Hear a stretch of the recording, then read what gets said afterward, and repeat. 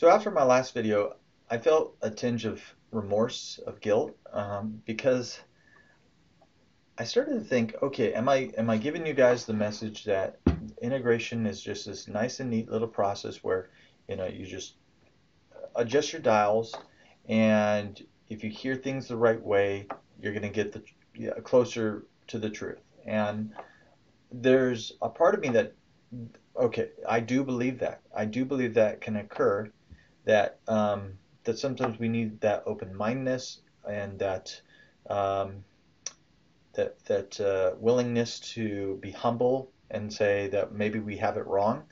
I think that's a good thing, but I also acknowledge like there are things that integration might require of you that maybe you see as a foundational belief in your system of faith that is just saying, oh, you just need to adjust your dials a little bit. I don't.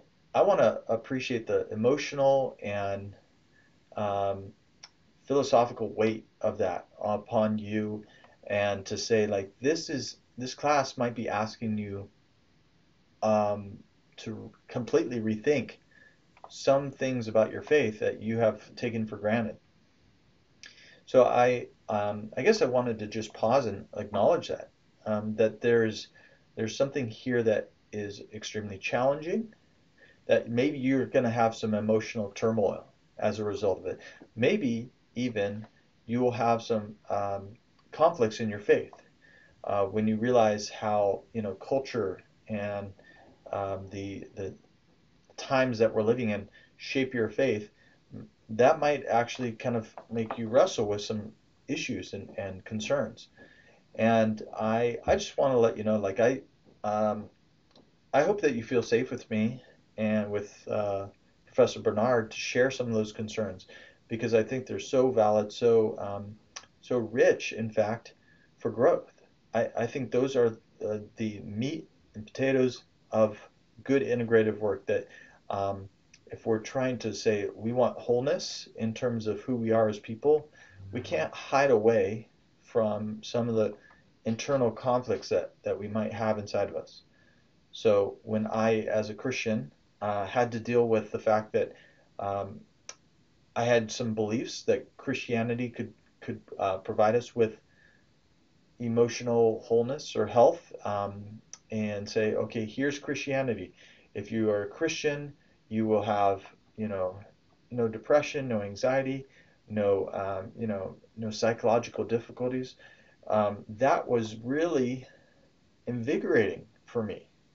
It was something I wanted to hear. I wanted to hear that message. Like I'm living a way of life that will free me from harm and make my life really safe. That was appealing to me, and I know to many others. And when I did the integrative work that really looked at, you know, psychology and Christianity, and kind of exposed some of the limitations of that, um, it was challenging, because I had to say, okay, well, I might be going on a journey that might lead me to suffer.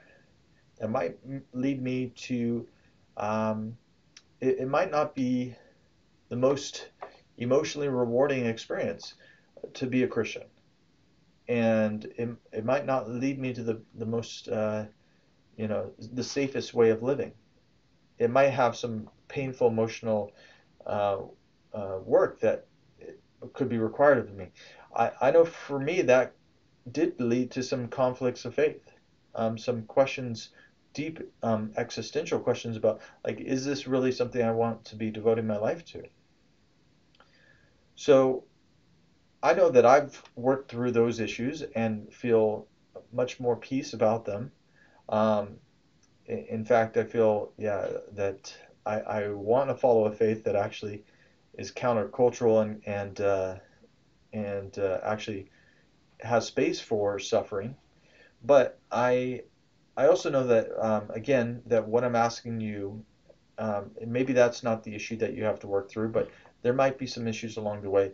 And so I really want to invite you to share with me and with Professor Bernard. I'm sure he'd be happy to speak with you if you have any conflicts that emerge. during the course of this class. And so, again, I um, invite that. I hope that you feel comfortable to share. And in fact, I look forward to having those discussions because those are going to be so much more powerful than anything else that we could be talking about. So just wanted to pause and note that. All right.